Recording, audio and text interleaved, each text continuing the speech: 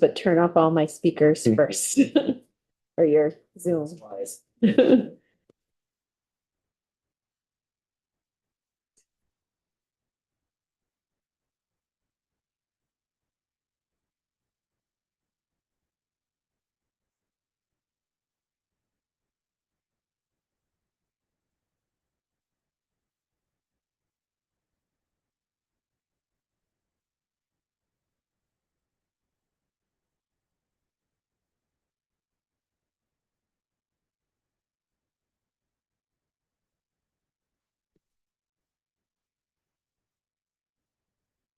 For my next turn.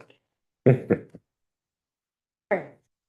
morning, everyone. For the record, I'm Julie Moore. I'm the Secretary of the Agency of Natural Resources, and I'm joined this morning by Steve Gomez, who's our Chief Financial Officer. I have just a small number of slides to talk a little bit about sort of the agency overall, but then get into the Secretary's office budget, and then know that you're going to hear from the two of our three departments that fall under the jurisdiction of this committee. So as I noted, a little bit of an agency overview, just a quick refresher on the mission and organizational structure of the Agency of Natural Resources, updates on some of the prior fiscal year appropriations, and then talk a little bit about this year. There are a lot of slides in the deck we provided to you that I'm not going to touch on today, given the finite time available, but please don't hesitate to reach out with any questions you might have. So just starting at the biggest picture, the Agency of Natural Resource budget for the coming fiscal year is just shy of $300 million. This is about a $42 million reduction from our current fiscal year budget, and almost all of that change is in the federal grants, contracts, and loans section of our budget. As you may recall, the agency has been given the opportunity to deploy hundreds of millions of dollars over the last several years between ARPA and the bipartisan infrastructure law. And I have another figure in just a second that'll show that those federal dollars are starting to decline at this point. If you look across our budget by department, you can see that the Department of Environmental Conservation is the lion's share of the agency's $300 million budget. About 2/3 of it is within DEC. That's really a reflection of where those large federal grant and loan programs live. Fish and Wildlife's budget is about $33 million. And then in the Secretary's office, we're managing a budget that's just shy of $11 million. That includes my team, our Legal Services Division, the Civil Rights and Environmental Justice Unit, the Climate Action Office, but we also administer pilot payments, the payment in lieu of taxes for state-owned properties. The agency, I think, has a profound impact on the Vermont economy in the dollars that we are passing through. We do about $40 million in contracted business each year, more than half of which goes to Vermont-owned businesses. We issue about $60 million in grants, almost exclusively to Vermont organizations. And then we make about $65 million worth of loans.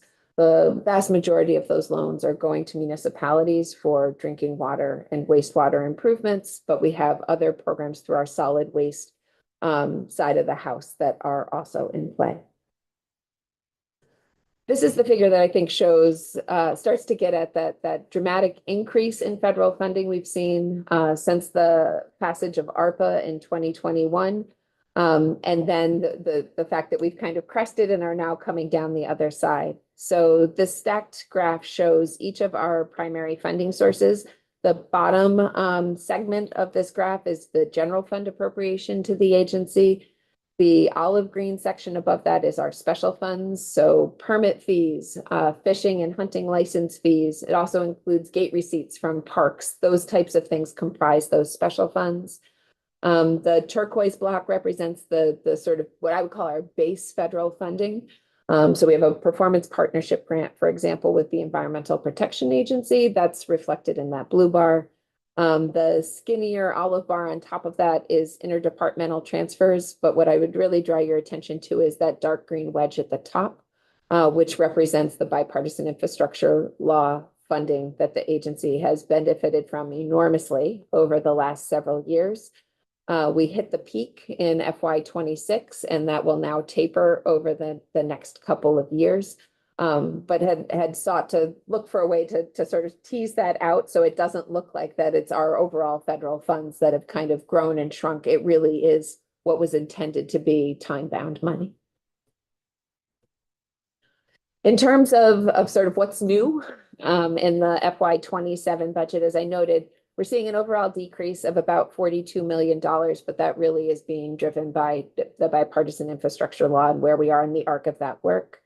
Other significant budget changes I would point to include increases in salary, wages, and benefits. We do have about 680 full-time year-round staff at ANR, and then add over 400 seasonal staff during the summer. So we're a pretty big organization. We have seen increases in our internal service funds. So that's the money we pay to human resources for fee for space, for vision, for workers' comp, to the tune of about $350,000 in the coming year. We did see a decrease in our insurance costs. This is our property insurance costs as opposed to health insurance costs. If you have questions about that, I would gladly defer to Steve.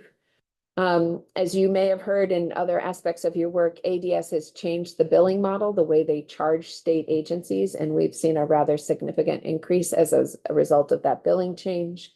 Our budget reflects the fact that the forest legacy projects which were being funded under the Inflation Reduction Act have really sort of also passed peak. And so it shows up in our budget as a decrease in what we're anticipating from the Federal Forest Legacy Program.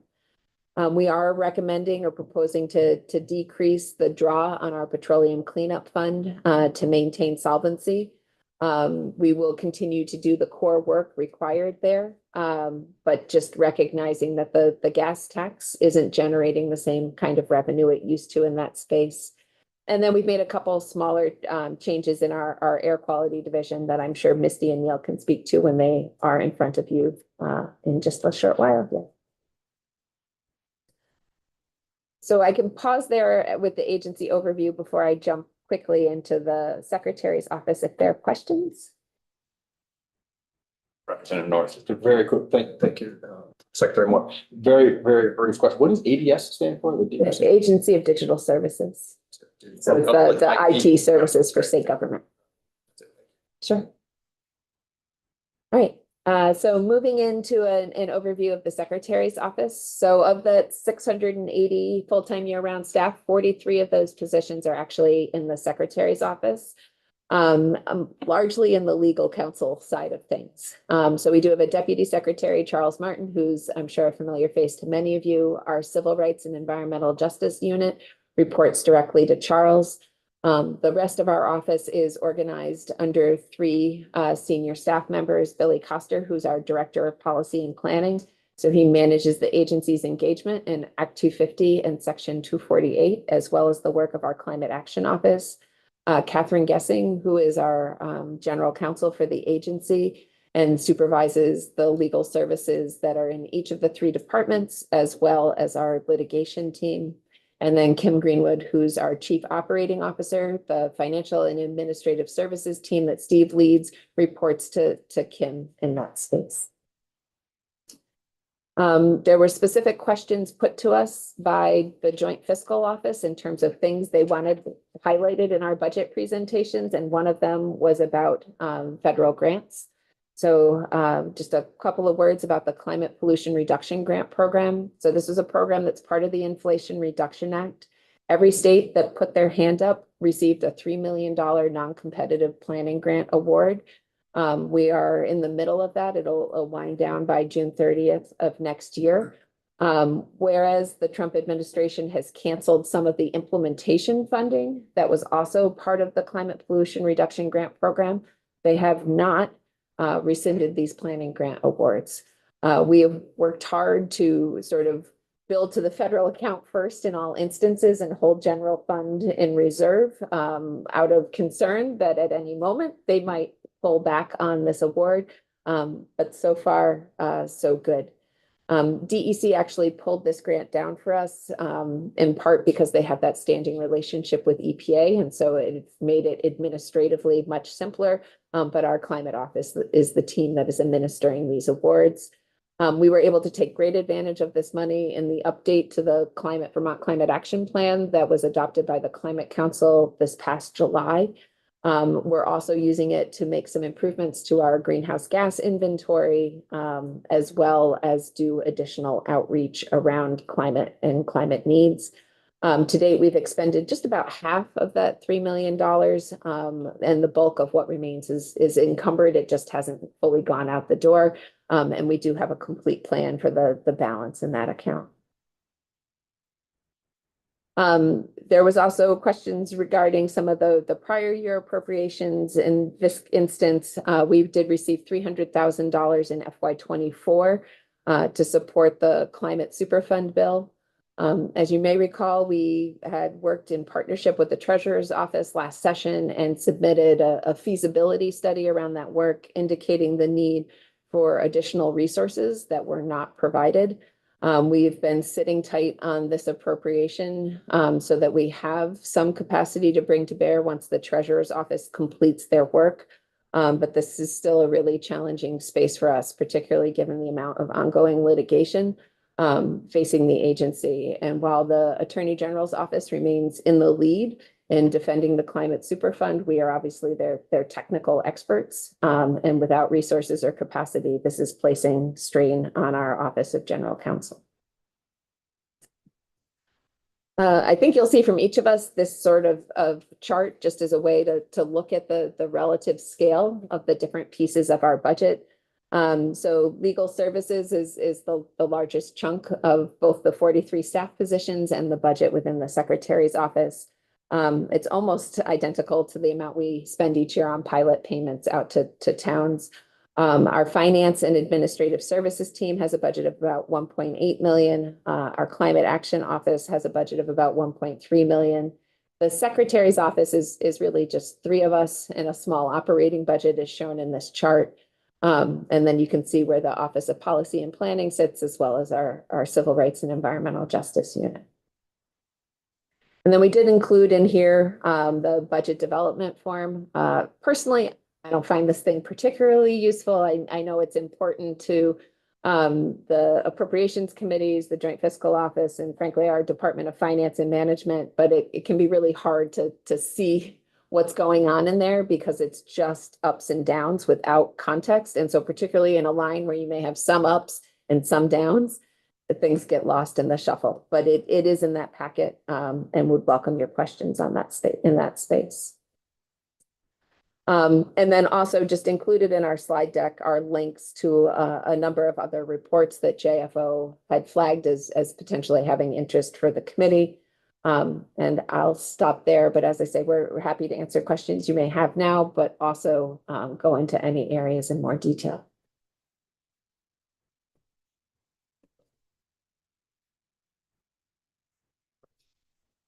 You mentioned that forest legacy is declining, and I guess can you just explain what that is, unless somebody else is going to go into it in more detail? No, because that's obviously run through the Department of Forest Parks and Recreation, so I'm sure it got more discussion in House Ag and Forestry. That is a federal funding program that we use to support large land conservation initiatives across the state. There was a significant tranche of funding that was provided through the Inflation Reduction Act, and the Forest Service worked to actually deploy the lion's share of those dollars during the first 2 years of the Inflation Reduction Act, which actually turned out to be a good decision in that it meant it wasn't available to be rescinded. We did very well under those grant programs. I would say Vermont sort of consistently punches above its weight in our ability to pull down forest legacy projects. And so really what that reflects is we saw a pretty significant increase in FY25 and 26 in the forest legacy awards we secured from our federal partners, but are not anticipating that will continue in FY27. That's a long-standing program that we've been utilizing. So you're saying it will just go back to more standard levels. Correct. Still be a product. You still anticipate it being a good source. Yes, that correct. They haven't ended the program. I believe we were not successful with the application we submitted that would have been funded in FY27. We didn't rank out this year. But it's also that reflection of the fact that there was considerably more resources the preceding 2 years than there sort of has been in the program's history. Yeah, one concern I have, big concern I have is if the federal flood insurance program pulls out and if private insurers flood for flood don't renew policies, is there, I'm not sure if it's your department or who would be planning for that as a possibility? So I would say it's not our department. We have a role in the administration of the National Flood Insurance Program through our Rivers team. They do substantial damage assessments and sort of determine what steps folks need to take to remain in compliance with the provisions of the national, or remain eligible, I guess I should say, for the National Flood Insurance Program. But in terms of offsetting the availability of those policies, I suspect that would be a conversation for the Department of Financial Regulation. Any other questions? Seeing none, thank you very much. You're welcome. And hopefully you're close to back on schedule. I apologize that I'm not able to stay for the remaining presentations, but Steve will be here throughout. So Great, thank yeah, thank you for your time.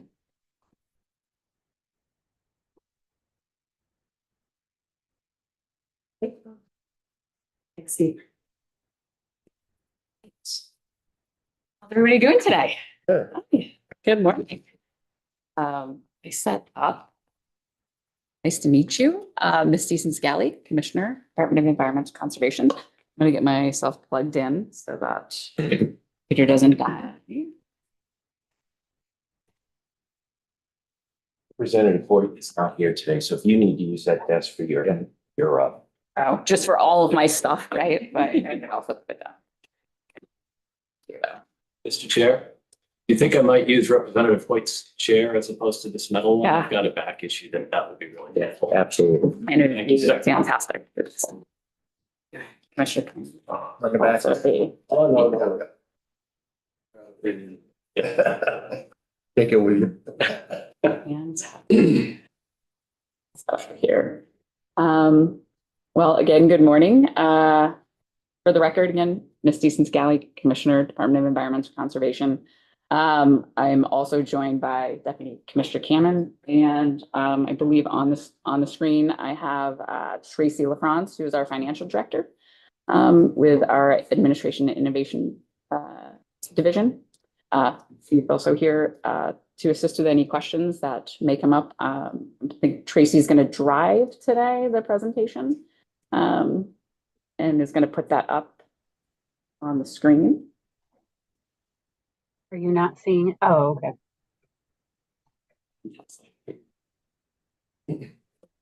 Perfect. So kind of in alignment with the new JFO budget testimony instructions, our goal today is to provide you with a clear, transparent understanding of our fiscal priorities.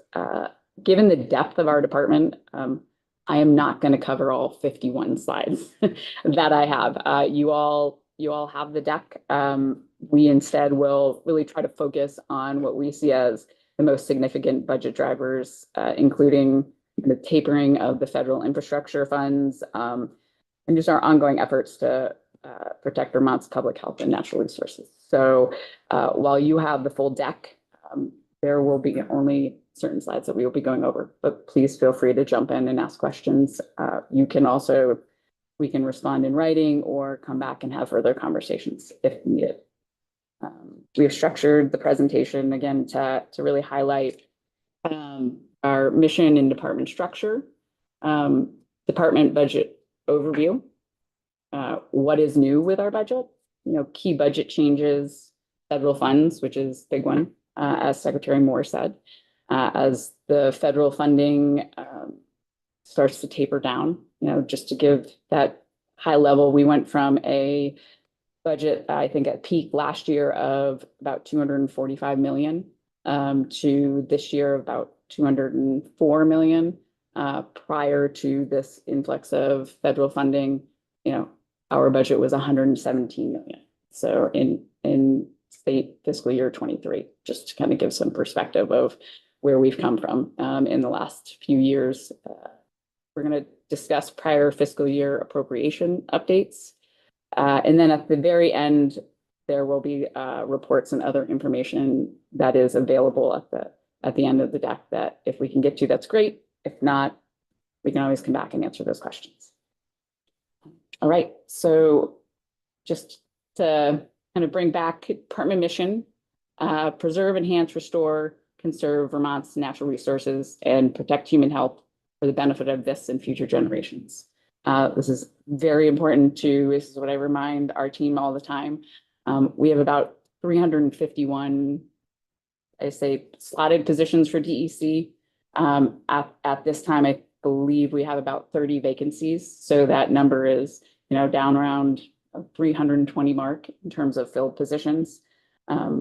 That's a large number of people doing a lot of great work across the state of Vermont. A lot of mission-driven people. And so when we look across our organizational structure, you'll see that we have 9 different divisions within DEC, all centered around that mission. At the core or at the center is the commissioner's office. So that's myself, Deputy Commissioner Kamen, our executive assistant, as well as, even though it's separated out here, our geological survey folks are also within the commissioner's office. Here they're broken out. We have our administrative and innovation team, which is about, I thought it was important to look at the number of folks in each of these divisions to give you an idea. So our administration and innovation division has about 45 employees within that division. Our environmental compliance division, which is up on top, has about 12 folks. Then you come down to our air and waste, if we're lumping according to appropriations, our air quality and climate folks, there are about 21 of them on that team. Waste management and prevention, around 60. Then you come into our Office of Waters. You have our water investment division, which I always say is a small team, around 50, but probably the largest in terms of money that passes through that division. And you'll see that on the next slide. I'll show you, how it outsizes kind of the others. Our watershed management, which is 100 plus at our largest division out of all of them. And then our drinking water and groundwater protection, which is about 70. All right, going on to the next slide. Just a little bit about each division, just as a reminder of kind of what each does. So our administration and innovation division, really department-wide administrative, financial, and planning services. Also leads the innovation initiatives and improves organizational effectiveness. So working hard across all the entire department to do that. Air quality and climate division implements state and federal air quality and climate programs through monitoring, planning, permitting, and compliance to reduce air pollution, advance emissions reduction strategies, and protect public health and the environment. You'll see as we proceed with this presentation that this year there were some decisions that we had to make about what that division did and potentially reducing the amount based off of budget constraints. Within the commissioner's office, provides leadership management, business policy, and planning services for all of department divisions and programs. Going on to the next slide, looking at drinking water, groundwater protection. These are the folks I always say turn out the most permits out of our entire department. They turn out about 3,000 permits, 2,500 to 3,000 a year. They ensure Vermont's water and wastewater systems are safe, compliant, and well mapped through regulation, oversight, and technical support. Our ECD folks, or Environmental Compliance Division, I always say those are the folks that they're enforcement, but also assistance. So those folks ensure that adherence to Vermont's environmental laws and permits is there, as well as assisting folks with applications and accessing all of our different programs that we have. Our Vermont Geological Survey folks, when looking at landslides, conduct geologic mapping, research, and outreach to provide authoritative information on Vermont's geology, groundwater, and natural hazards in support of our health, safety, and decision-making. They're doing some really interesting things in that department or in that division around, mapping of different areas, especially I'm thinking Stowe at this point, with some great little devices that we have that reduce the amount of time that it takes to find water sources and map kind of the bedrock and what is going on underneath the soil. So Watershed Investment Division manages state and federal funding. As I said, watershed planning and infrastructure investment to support clean water restoration, water infrastructure systems, and dam safety. Again, they are the ones who pass through the most money, especially with all of these infrastructure dollars that we have had coming through from the federal government. Waste Management and Prevention Division oversees solid and hazardous waste management, materials diversion, site remediation and spill response. And then our Watershed Management Division, which is the largest of all our divisions, manages and protects Vermont surface waters through monitoring, permitting, technical assistance to safeguard water quality and quantity and strengthen the resilience of lakes, rivers, wetlands, and floodplains.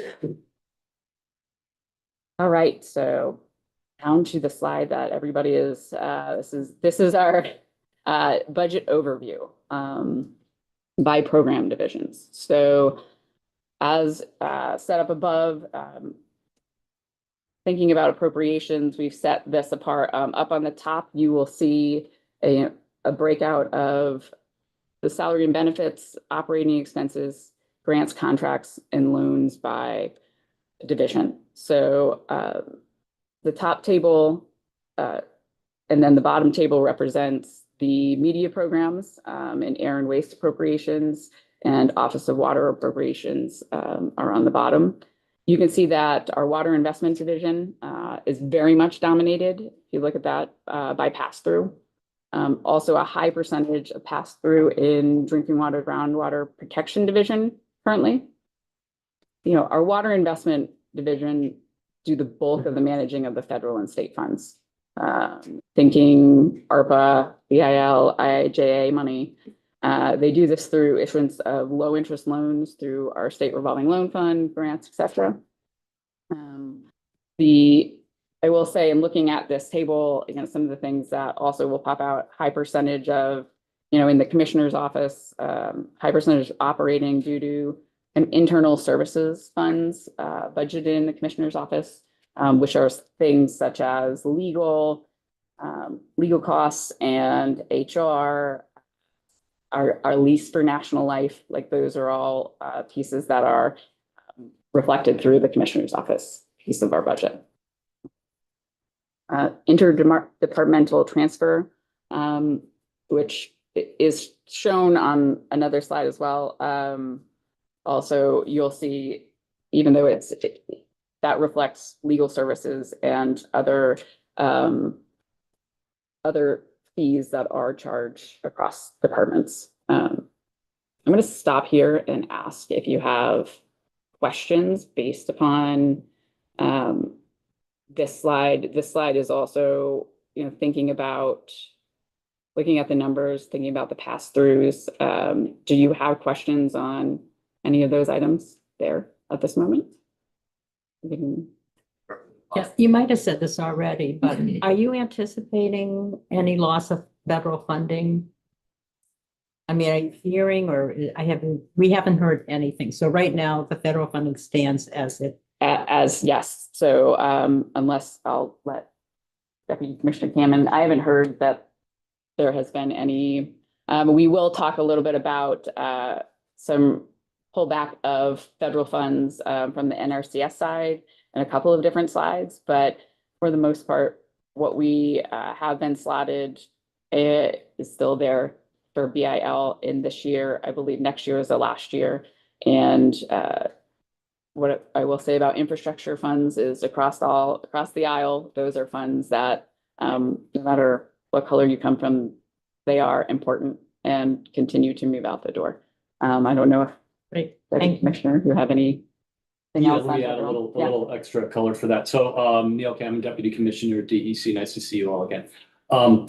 In addition to what Commissioner Sinsagali said, I can report to you that the federal appropriations for interior appropriations, Fish and Wildlife, NRCS have been passed by the House and the Senate and have been signed by the President in a minibus bill. So what that means is that the nominal funding levels that we were looking at in both the House and Senate catalogs appropriations came through pretty much as expected.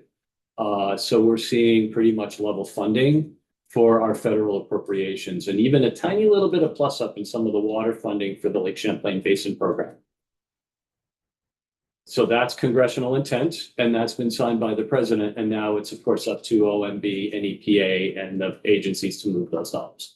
Those will be the next steps, but nominally business as usual. Good. Okay, great. Thank Yeah. you so much. Great question. All right, we'll move on to the next slide then. So this is a visual that is really representative of those pass-through funds. So you'll see that our Water Investment Division, when we look at the budget overview by program divisions, really shows the magnitude of pass-through funds, but the magnitude of all 9 of our divisions. So the largest blocks represent our 5 media divisions and our commissioner's office, which is where many internal service fund costs are administered. DEC's Water Investment Division passes through, as I said before, significant state revolving loan fund dollars to support critical water and wastewater infrastructure throughout the state, and has brought the recent large increases to the DEC budget based off of those federal funding that we talked about, the BIL, IIJA funds. For the second fiscal year in a row, our Drinking Water and Groundwater Protection Division has really taken second billing in budget magnitude due to also continued IIJA and BIL funding through, though decreasing from fiscal year 26. And as it tapers off, will decrease again next year and the year after. And the Waste Management and Prevention Division also has considerable pass-through dollars for management of contaminated and Superfund sites. And it also has a portion of the pass-through BIL, IIJA money. The Watershed Management Division is our largest division. As I said before, a little over 100 positions within that division. And it also has the largest slice of general fund out of all of our divisions. Any questions on this slide? Say that, no. Sure, a quick question. Which division does brownfield remediation fall within? That is our waste management. Waste management? Yes. Yeah. Thanks. You're welcome. Yes. Yeah. Just a question, since there is a significant amount of money that's passed through in the form of grants, loans, contracts and whatnot, it would be really interesting, and I haven't seen, and maybe you have more detail here, but it'd be really interesting to see kind of detail where that $130-ish million is going, who's spending that, what we're getting for that. Through our water, yeah, so, yeah. I mean, it's going through multiple different divisions, and maybe Neil would have more information on No, that. that's- But it would be really neat to see kind of where all that's going and what we're getting for that. I'm sure we can come back and have that conversation. I know through our- it's more yeah. detailed than what we're gonna have here, but yeah. That's a great, I don't know if you have any, I mean, our Water Investment Division does a fantastic job with, and has continued to throughout the years, even prior to this, getting that money out the door to all of our communities in Vermont. And this has been, as evidenced by the pass-through funds, a very big, heavy lift that they've taken on. I mean, just through ARPA, BIL, adding about 50 positions, to get that money out the door, to get these funds on the ground and to get the infrastructure into the ground. we can certainly have more and come back in for more conversations around that as well. And just a brief follow-up on that, is that kind of the area where you would expect to see most of the continued decline as we expend these ARPA and BIL funds? Yes. Yeah, okay. Yeah. Yeah, going back to, I think the slide above, it was, I think 90% is, that kind of that pass-through funding, right, right now. That won't completely go away because we do every year receive funds through EPA for our state revolving loan fund, except in clean water, but it will considerably shrink. Can you just give us a little bit of going back to the previous, sorry, I'm not sure which slide you're on. I'm on slide 9. Just a sense of the scale of the clean water funds for our phosphorus TMDLs. Do you have a sense of sort of what? I'm going to turn over to my deputy commissioner for this one. Yeah, I was kind of wanting to answer Representative Yeah. North's question too. Also, So yeah. I'll answer both of them, starting with Clean Water Fund. So Clean Water Fund is nominally a little bit over $30 million a year, of which 10 million would be bonded, and the remaining is Clean Water Fund. I think it's a little bit more than that because of revenue over performance. I think the Clean Water Board is booking a budget of around $26 million. These are course numbers. I can go dig up the spreadsheet. To add to that, Representative North, about $18 million to $19 million in clean water state revolving loan funds will come in and cycle into the Clean Water State Revolving Loan Fund, including match from the capital side of the clean water budget. About 20 to 22 million in drinking water state revolving loan funds will come into the drinking water loan fund and then be available to loan out. Every year we get money and every year we're loaning dollars out. There'll be a list of legislative reports that we've submitted, and the state revolving loan fund, the clean water performance report, all of that is listed there. So that's where those dollars are going. And bonded funds are not in this presentation, is that accurate? Correct. That runs through the capital bill. Yes. So out of this 114 million in the water investment division, about 20 million of that, it sounds like, is the Champlain and Neptune TMD roughly. I mean, Sure, roughly, yes. roughly. Yeah, Roughly, yes. great. And then just similarly on funds for purchases of land for permanent ownership in DEC, where is that in here? Yeah, yes, Yes, yeah. I'm gonna redirect over to the Mr. Steve- Gomez. yeah, I was there, gonna but, say. DEC does not administer sort of land acquisition funds, but we help broker some of those. There's some federal funds that we bring in that then go out for land acquisition, some of which go to the Department of Fish and Wildlife for that purpose. Yeah, so most of the agency's land ownership, land acquisition projects happen in the Department of Forest, Parks and Rec and the Department of Fish and Wildlife. Now it's a combination of some of their base funding sources like Forest Legacy or Pittman Robertson dollars. And then there's also, as Deputy Commissioner Kamen mentioned, there's also money that passes through EPA to DEC to Fish and Wildlife to accomplish some of those projects. So that capital, unless it was bonded, was in the A&R's overview across those departments. Yes, so anything that's not bonded, yes, would be in embedded there. It might fluctuate quite a bit year It to can, year. yes, correct. There may be up to $3 million inside of that big blue square for land acquisition that represents federal funds coming in that would go over to Fish and Wildlife. If more information is needed, just let us know. We can get that to you. Yeah. Okay, I'm gonna jump to the next slide, which is DEC budget overview. So as Secretary Moore said, DEC's is the largest budget in Agency of Natural Resources. This year, we're gonna see a budget overall decrease from 245 million in state fiscal year 26 to about 202 million this year in the fiscal year 27. And that really does represent that tapering of federal infrastructure investment and Jobs Act bipartisan infrastructure law money that's passing through DEC. So, for context, as I said before, DEC's budget in 23 and state fiscal year 23 prior to the Infrastructure Investment and Jobs Act and bill was 117 million. So just to kind of give you the magnitude and the amount of money that we have been managing with staff passing through in the last few years, and just all the great work that that means that is getting done in our state and for our state for lasting generations. Our 27 base budget largely represents a continuation of current services for DEC with a few minor reductions. The primary driver is a reduction in a few particular programs.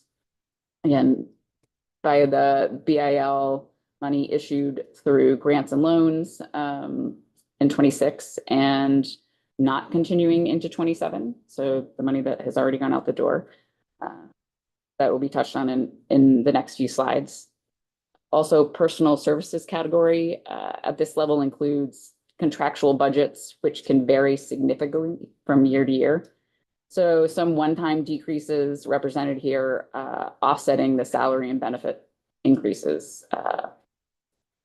We're also going to see a decrease in operating that is primarily driven by a reduction in one-time environmental site work and the air and waste appropriation. These are beneficiary payments for individual property owners paid direct to contractors and part of the steps being taken to stabilize the ECF control fund. It's hot in here. DEC's operations include several special funds, which include the Environmental Permit Fund, where most of all of our environmental permit program fees are collected, the Environmental Contingency Fund, which pays for investigation and cleanup of contamination where a responsible party is not known or is unresponsive and a public health threat exists. And we also have several others, which very much buried within the slides. You'll find an operating statement for our special funds. And we can talk through some of those if we need to going down.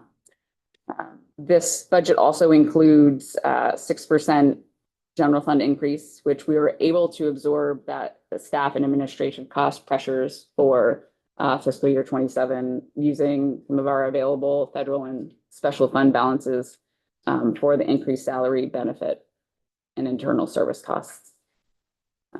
Also, as we said before, the interdepartmental transfer that really is looking at legal services as well as some other funds or other fees that we have that we move back and forth.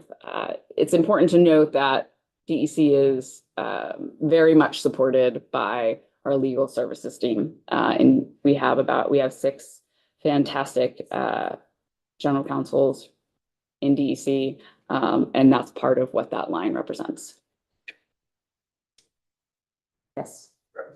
Yes. The top line there, personal services, I just want to try to understand what all's in there. So it looks like there's a significant reduction, $11.5 million reduction from year to year, which is about 14.5% or so reduction year over year.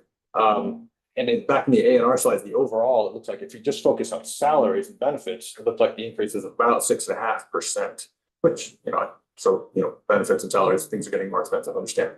But we're seeing a significant reduction here. I'm just wondering, are we losing people out of DEC, or is that all contractors, or?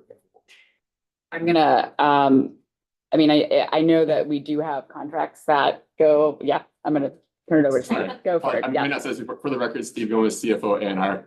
The personal service line, that includes salary and benefits for staff. It includes all contracted services. It includes workers' compensation. It includes a few other account codes like Catamount Healthcare, unemployment insurance. So it's all of those things rolled up into a single line. So it's more than just that. So that's what you're seeing, that line. But with the significant decline and noting likely salaries of base personnel are increasing, look like overall at the A&R agency level about 6.5%. Significant decline here. So are we just losing a lot of our contract help? Is that where this big decline is coming from? It's a reduction in contracts associated Yep. with bipartisan infrastructure law supported work. So it's that federal funding tail. As that tails off, we're shedding the appropriate contractors, not necessarily losing our base personnel or, no, okay. This budget does not contain a reduction in the number of staff. Thank you. All right. We will, oh, yeah. Little footnote on that. What about limited, what are they called? Limited service positions. When you say it's not, there's no reductions, that include, how does limited service positions fit into your overall picture? Sure. Would you like to answer that? You can put that. That kind of rolls into our next slides too of ARPA. Oh, okay, and good. So we that's a can, good- that's a yeah, good it's a good, preface. yeah. All of our kind of nominal baseline services are fully supported in this budget. American Rescue Plan Act dollars were infused with a very short timeline, you know, something that I spent a lot of time on, and I'll speak to you a little Yes, bit yeah. about shortly here. So some of the positions associated with that will be sunsetting at the end of 2026. And I believe, Steve, that ARPA positions are not captured within the base budget, within this budget, right? That's, Yes. okay. Unless Tracy can correct me if I'm wrong, but ARPA should be separate, yes. EIL positions are in here. All right, here. Yes. I was gonna wait until towards the end, but since we're talking about positions, you mentioned earlier that there's about 30 positions that are vacant right now, which is almost 10% of your staff. And I'm wondering in general where those positions are and what the efforts are to fill those positions. Are there some that are going to be left empty? Are we having trouble filling some? I just want to get like a more detailed picture of what's going on within the vacancies. I feel like this could be a joint effort on this one. So, there are definitely, so we do have Tracy online to maybe speak to. Tracy, can you speak to where specifically those are? A good number of vacancies, I believe, are actually limited service positions. I don't know, Tracy, if you can speak more to, and then I can also speak to, we are having trouble filling certain types of positions. I don't have a summary breakdown of where they all are, but we can certainly get that back to you. But I do have a feeling, and Deputy Commissioner, correct me if I'm wrong on this one, that a good number of those are limited service because as we are approaching the end of, or I would say our ARPA dollars, and those limited service positions are kind of as the money, I mean, as it is supposed to, as the money is dispersed and spent, those positions, because they are limited service, will then disappear and come off. We have had, I think, some trouble filling some of those limited service positions because they are a short window of time left for folks to come into. And so they are more likely to be not filled. We also, I will say, do have trouble filling certain technical positions, such as engineers, just with the limited folks out in the job market right now. So there are certain positions that are harder to fill out of those. No, Deputy Commissioner, you have anything else to say about? Yeah, sure. Yeah. So the budget is constructed with a number that's called the vacancy savings number, and that represents our nominal churn that we see, right? Like you're never going to be 100% capacity 100% of the time. Our vacancy savings number is nominally as it's been for a while. We didn't bump it up 2.6, yeah. or anything like that, and we're not strategically trying to keep positions open. No. As the commissioner states, we're trying to fill them. Moreover, some of the ARPA positions that, those are good people. And they know those positions are going to sunset. So we are encouraging folks, as positions come open that are longer duration or permanent, that they should certainly apply for those, right? Try and keep those good people. Go ahead, finish it. Oh, that's about good. Do I understand that your explanation of the amount of churn, you expect about a 10% being carried year over year for maybe the past 2 or 3 bienniums? That's basically are by annum, that's about what you expect for vacancy? Tracy, can you answer that? Our vacancy savings is based on like a 2.2%, I believe, churn. Essentially because not all vacancies are created equal. Some, Okay, so currently it's a little bit, your vacancies savings rate is lower than your actual vacancies current. Okay. Right. Um, and a lot of those Correct. vacancies are ARPA positions, which are not in our base budget also. Right. So yeah, as Tracy knows, a lot of those Renters. are American Rescue Act positions, and as they come vacant, we're not refilling them. Or if we are, it's very purposefully recruited in that way. You know, this is a 10-month position. We've got a couple of those we're doing on purpose. Yep. Because the programs need help. They're very surgical pieces of work that need to get done. And then we're balancing the rest.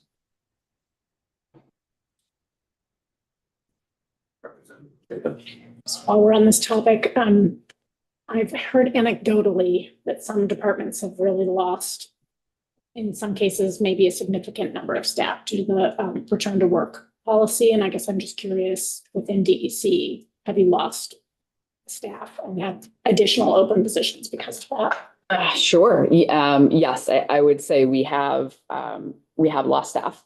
I can't speak to the exact number that we have lost. There's still, I mean, there are still exception requests out there. There are still folks that, but we have lost staff. I can't speak to whether it's each one of those staff. To me, is hard to lose because it's hard to lose any staff.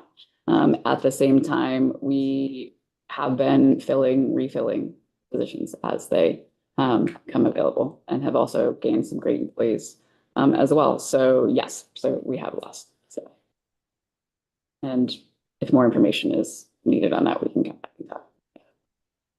Can I just offer a Yeah. little addition? Those are very personalized decisions that people are Yeah. making there, you know, and I think some of the decision-making that I'm observing haven't been around for a while is just a generational shift in people's expectations as to, you know, how much you invest in the activity of getting to your workplace and doing your job. And I've seen a loss of a couple of really talented people, you know, claiming commute distances or whatever, that kind of honestly surprised me.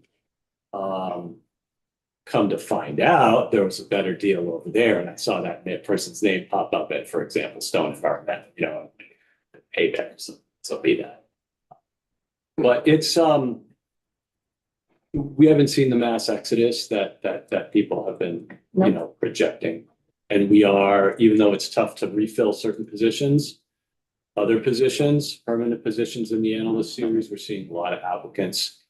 We are seeing extremely qualified post-federal employees coming to join us. And, you know, I want to say we welcome them with open arms. We have gotten people from AID, NRCS. So that's, you know. Yeah, it's a Shifting. It is a shifting. And I will say overall, I enjoy being in the office and seeing folks and hearing the conversation, hearing the laughter, and hearing the stories of folks being able to meet new people or just walk across the hall and have a conversation. So I think overall, it was a tough couple months to get to where we are, and I really do think it is a very positive experience overall. And as Deputy Commissioner said, as a previous federal employee myself, it is great to find a home for folks that very much meets and lines up with their kind of their mission in life and what they love to do. But any further questions on that, we can certainly have a conversation. We're going to do a little bit of the ARPA overview. I don't know if you want to switch chairs, if you want to stand up, if you want to. We just have a couple of slides, and Deputy Commissioner has been kind of on the ARPA front for. Yeah, I was like, so. So I've spoken to you all before about the American Rescue Plan Act appropriations, and listed here on the slide are all of the different appropriation lines. So all of the different program areas that we've been carrying forward. And just to give a little flavor of it, the first 2 or 3 of those is about stormwater management and combined sewers, things we've talked about in this room over the last couple of years. The Green Schools program is an amazing program, essentially taking all of our high schools and elementary schools that have stormwater requirements all the way to full implementation, fully funded either federally or through ARPA. Healthy Homes are the small wastewater and drinking water wells for low-income Vermonters. So we've talked about a bunch of these programs before. Village Water, Wastewater at the bottom being new wastewater systems, Londonderry, Walcott, Montgomery, Highgate, those. So exciting work. I was privileged to be put into the driver's seat of some of it 6 years ago, and all of a sudden we're seeing coming to the end of it. So there's been discussion, Tracy, Tracy, if we could go down by 1 slide, please. There's been discussion about the pace of appropriations. So I just want to remind the committee that there's 2 flavors of ARPA money now flowing through our budget. There's federal, state, local fiscal recovery funds, that's pure ARPA, appropriated by the end of 2024, expended by the end of 2026, hard deadlines, working really fast. And then there's what's called cured general fund, which is where the administration essentially replaced some dollars that were ARPA dollars with flood recovery funds, which became eligible for ARPA. And so essentially turned those dollars into general fund. Expenditure deadline of 9/30/2027, so a little bit more relaxed. We're extremely strategic about how we in DEC assigned those cured funds to the most riskiest but highest reward projects, like those big village projects. So we invested as much general fund we could into the ones that we really wanted to make happen, and we really knew were at risk of those tight federal deadlines. And there's just 2 rows here that show the expended and encumbered and unencumbered dollars. And I just want you to see the change between September 30th and December 15th in terms of the amounts expended jumping up and the amounts completely obligated jumping up. So leaving very few dollars on the bottom line. Last year, appropriation committees were very interested in this. I have a file of incredibly detailed information that I've maintained in case anybody's got a question about any project, I can answer it. But that is where we are. And I feel really good about what we're going to get accomplished with the body of investment that we've done. You know, it's just a generational, like, amazing thing that we've been able to see happen. So those are the 2 slides on that, right? Yeah, perfect. Thank you. And as somebody who works on the outside with Deputy Commissioner and other DEC staff, the folks, our team has done an amazing job getting these funds out the door. The amount of funds and the amount of work, not only ARPA, but BIL and others, to so many great projects. It is truly a generational impact of what these folks, Representative Jacob. Thanks. That's really impressive, the amount of money moved between September 30th and December 15th, and you should feel so proud of that. And that's just really, really impressive. Just as you talk about the generational importance of this kind of work at the moment, I guess I'm just curious, and you don't have to answer this right now, but I'd just be really curious to see how, as a state, we could really, like, I don't know, 18 months from now, really maybe do some reflection, celebration, like, just to help Vermonters even start to understand the implications of the outcomes and implications. And, you know, I'd love to understand outcomes and implications. So I guess I just would invite, you know, conversation about how we're going to do that as a state. You know, all our children are amazing, right? But the team that has worked in the Healthy Homes program to help manufactured housing community residents and to help low-income Vermonters who were literally using buckets. And some of the stories that I've heard coming through that program. But the other thing I also just want to point out is it's not like, yay us, we got some money out the door. You've got contractors, you've got yellow machine operators, you've got engineers. Everybody has been pulling oars on that, and everybody's truly at capacity with, in the water, wastewater, environmental space with all these dollars. The entire system is at max capacity. Everybody wants people. Everybody wants yellow machines. So, you know, the bidding Everybody. environment's hot. Everybody wants engineers. Yes. Yep. All right, we're gonna go to the next slide, which is another federal funds update, really. Yeah, and so this is one, so USDA, NRCS, Natural Resource Conservation Services, who we work closely with. Unfortunately, under this administration, current administration, rescinded about $2.2 million of technical assistance funds under the Regional Conservation Partnership Program. This TA, technical assistance, was intended to supplement, this TA work, take a step back. Some of those contracts had already been signed, were already out there.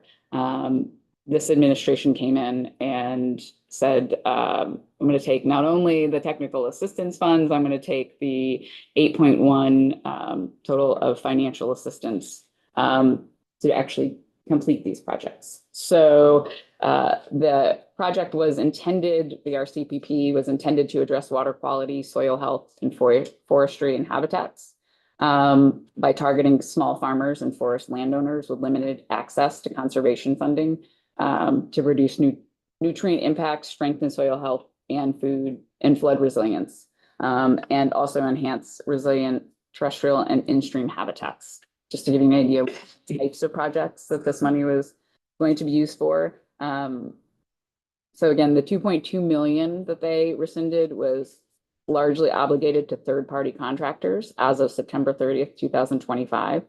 And that accompanying 8.1 million of financial assistance was intended to go directly from NRCS to farmers and forest landowners for practice implementation. And that also was rescinded.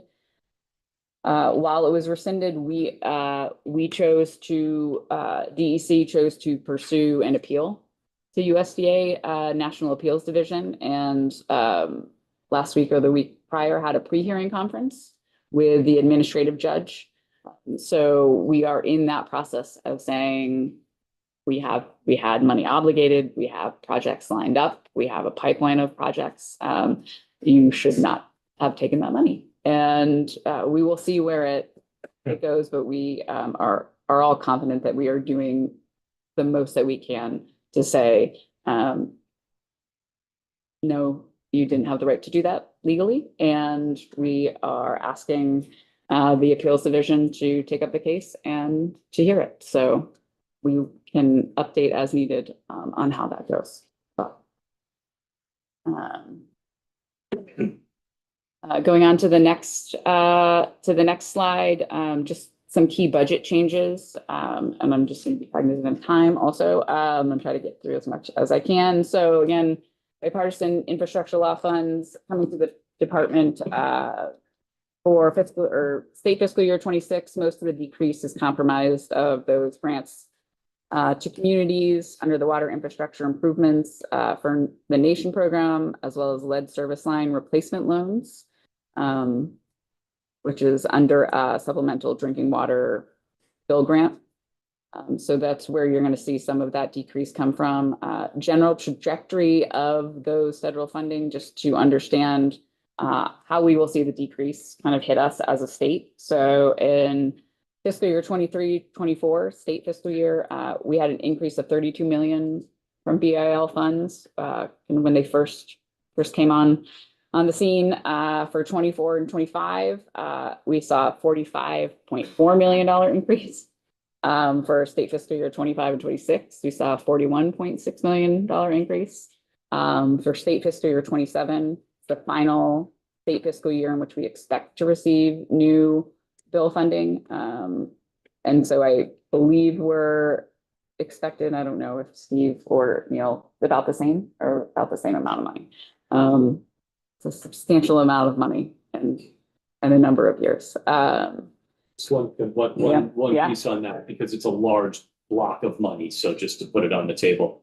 We will not be pulling in lead service line replacement dollars from EPA because we don't need the money. Right. We've drawn down as much money as we need to basically cover all the lead service line needs of the state at this point. So we're, declining to draw those down.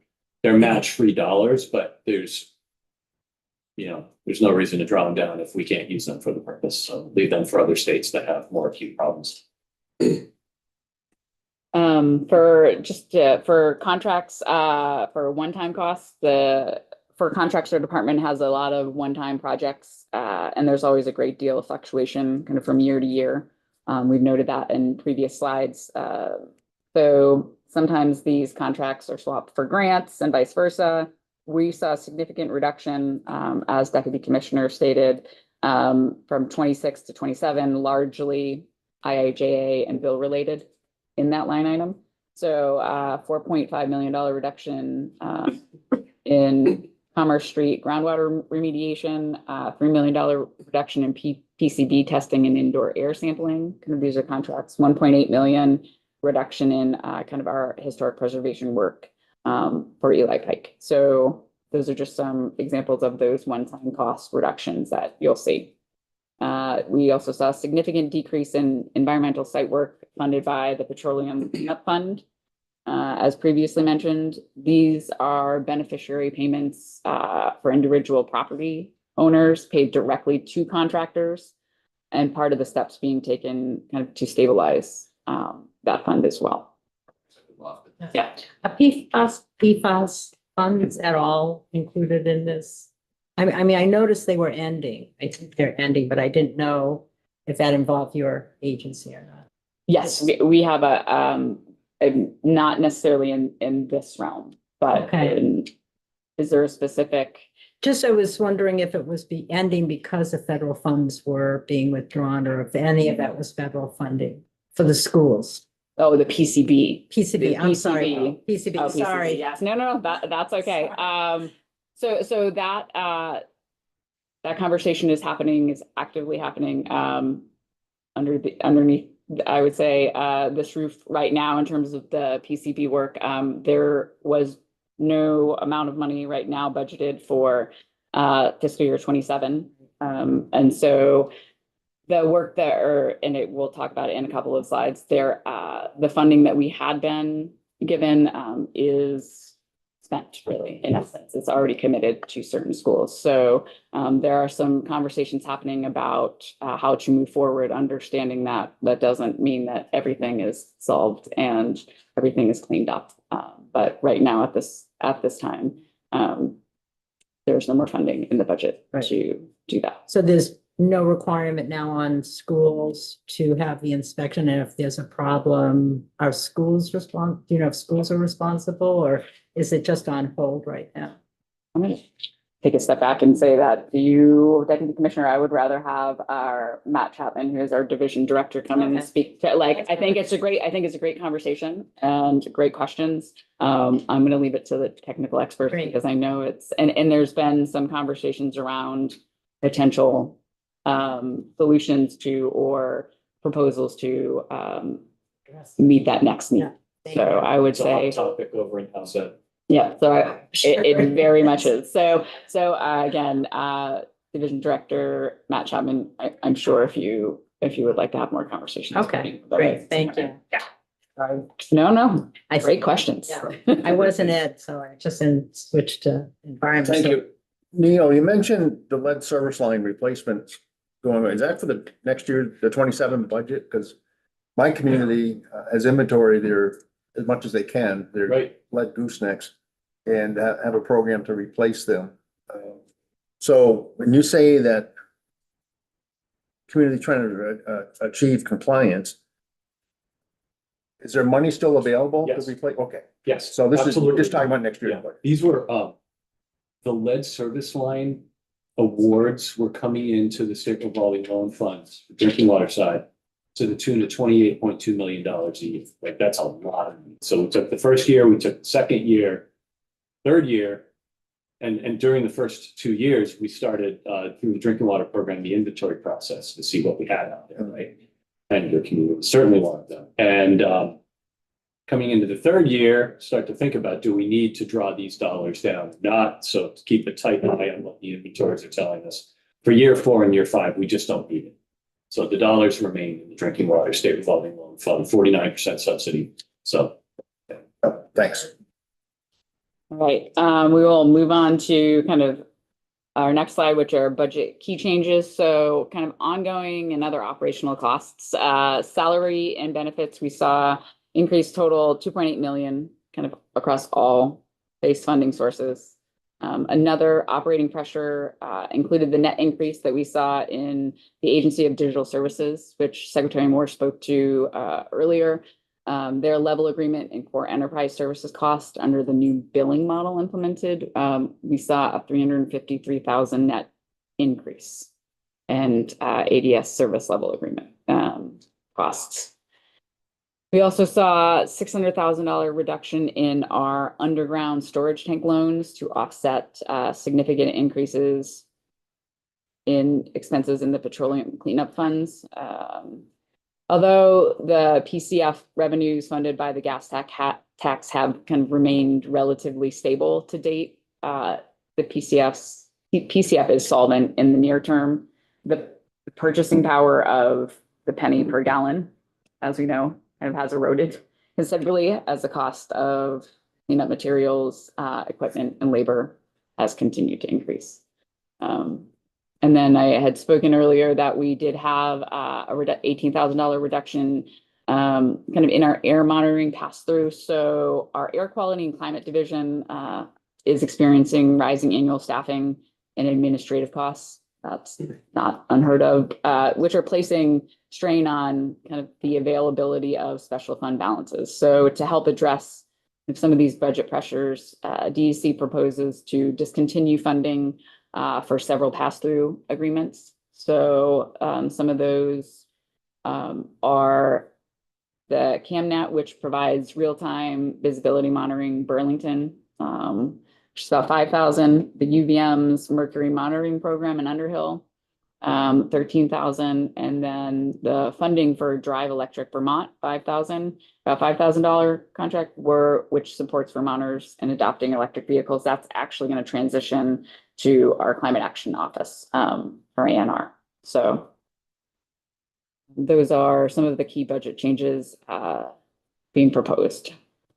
And I'm going to actually, in my slide deck, your slide deck, if you're following along, will have kind of our breakout by appropriations. And I'm, for time's sake, going to move through those or past those to go to some prior year fiscal updates. I mean, we can always come back and I can talk more on whatever slides or information you need, but just for time's sake, I wanted to give you, Tracy, at slide 25, prior fiscal year updates, just to give you an update, which I think many of you are looking to. So Act 27 of 2025,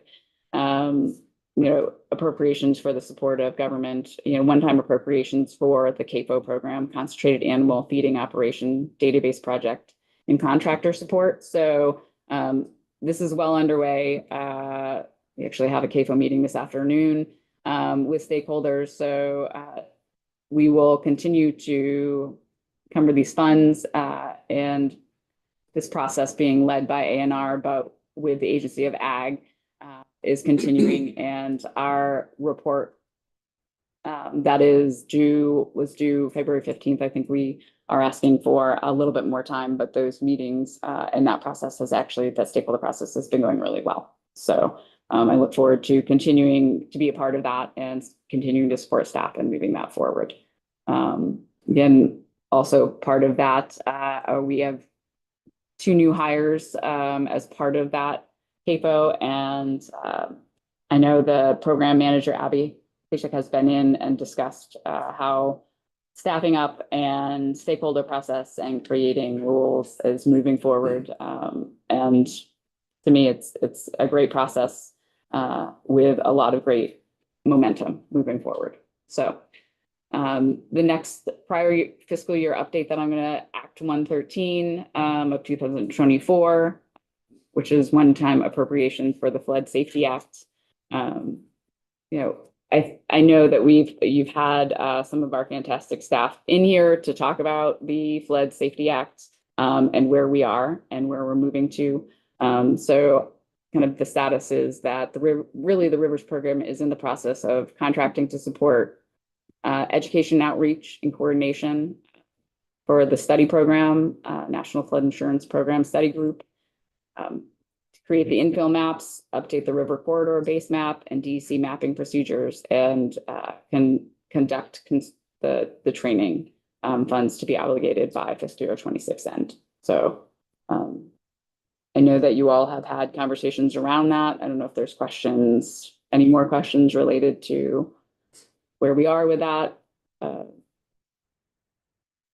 If not, we can always come back to it needed. Representative Chapin. Yeah. Just, I don't want to belabor it, but maybe just on this one in particular, because we're looking at a lot of date changes. So this was appropriated for FY 25, or I guess if you could just say a little bit more about the sweep over a couple of, it feels like addresses a couple of different budget cycles. Yes. Thank you, too. Sure, yeah, so Flood Safety Act was passed, it was Flood Safety Act 2023. Money into the 2025 fiscal year budget, right? So then what happened in July of 2024 was a redo of 2023. And you've had Rebecca in here before, but I mean, I think if I dispassionately step back and observe what happens in a major flood, is it basically sets that program back by about a year.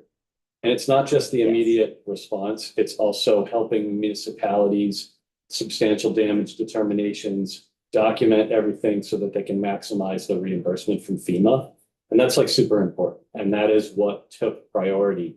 So that gives you a full year of, we weren't able to do it and now we're doing it. And here we are. Yeah, sorry, that piece I think we've heard. Yeah. I'm trying to just follow the dollars. So those people's salaries get paid from the general fund, you like have a chunk of money to Yep. ramp up capacity or to cover certain activities. Sorry, we could talk about this offline. These one-time dollars, right, these are for contractual support for Right. the infill mapping, for the flood hazard area, river corridor piece, all of that, the outreach contracts. Those people just haven't been hired yet or in process. We're in the process. So yeah, so just a little bit of a breakdown, the flood hazard area study, original kind of out of that 1.9,225,000, cumbered about 135,000. So grant to Mountain Scotney Regional Commission has been encumbered, has been there. The hiring of the staff is the biggest piece of that, right? Like that, getting them on board. We have also as part of that, because it also includes the wetlands, has a contract with Arrowwood Consulting as part of that is out there and spent. So. And so there's a legislative process through appropriations that says this from a previous fiscal budget. Now we're acknowledging it's going to be in the FY 27. Correct. It's part of the carry It's forward carried, process, and that's exactly why we're showing these. Yeah. These are carried forward. And looking forward and having, as Rebecca has stated, working hard to get those folks pulled in, trained, and up to speed. Yes. So then the next slide, just a quick note, which you've also heard, is that, with the Flood Safety Act, we did request 18 positions to support the implementation across the different divisions. Were provided resources for 11 and continue to try, as Deputy Commissioner said, to work with getting those programs staffed up and moving that forward with those dollars. So the 10 new permanent FTEs hired as of June 2025. One environmental engineer for dam safety. We're still under recruitment after multiple recruitment attempts. It's kind of one of those positions that we've talked about that is harder to recruit for given what we have out there. Also, on the slide, one-time appropriations for municipal wastewater connection database guide. Requests for proposal for third-party contractors being finalized and expedited as of January. So I know that I reviewed and worked with the program to try to get that out the door for that to be finalized. That's Brian Redmond's shop on that. Then this is the one-time appropriations for the PCB testing and remediation. So, startup awards issued in summer 2025. 2 schools nearing cleanup completion with others in corrective action planning.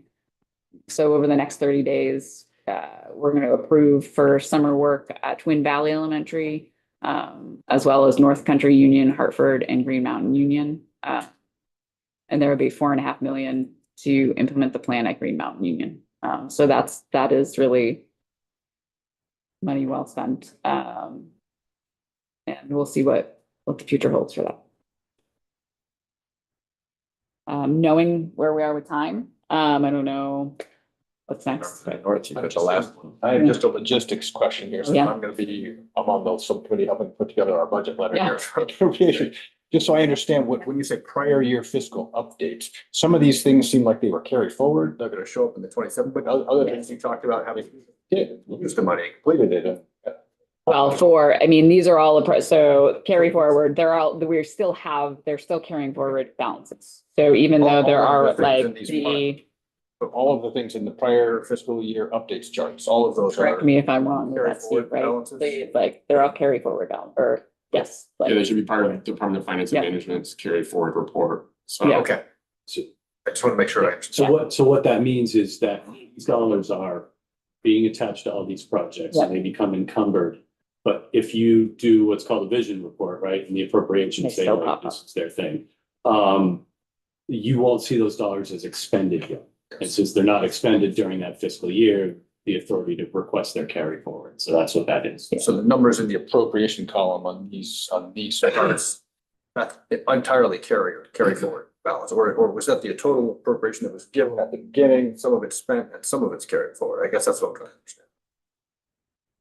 Tracy, do you want, or Steve? do you Tracy, want- Tracy's Okay, gonna try to Tracy. sound- I could possibly guess, but I'm gonna let just the Tracy. So we do have a section in here that kind of breaks that out, that goes down by each of the ones that shows how much is spent, how much is encumbered.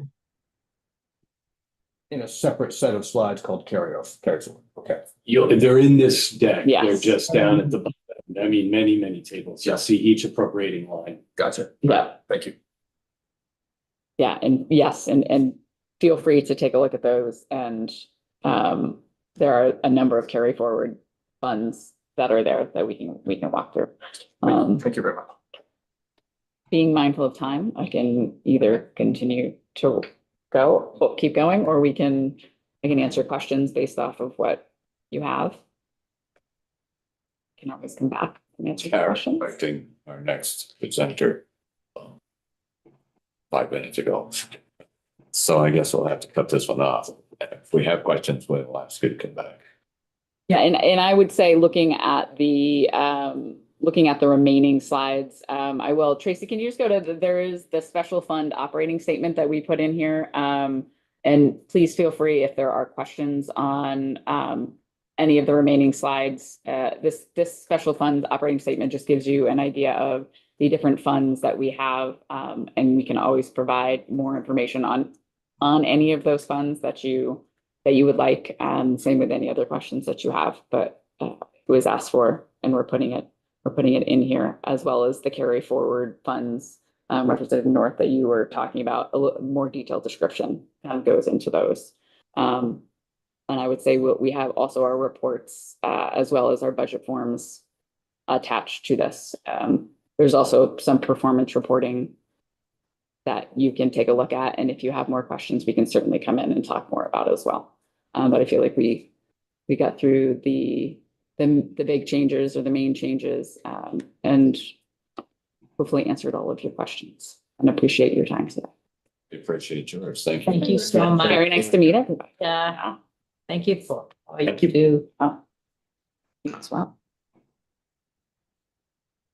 It's back. It's warmed up.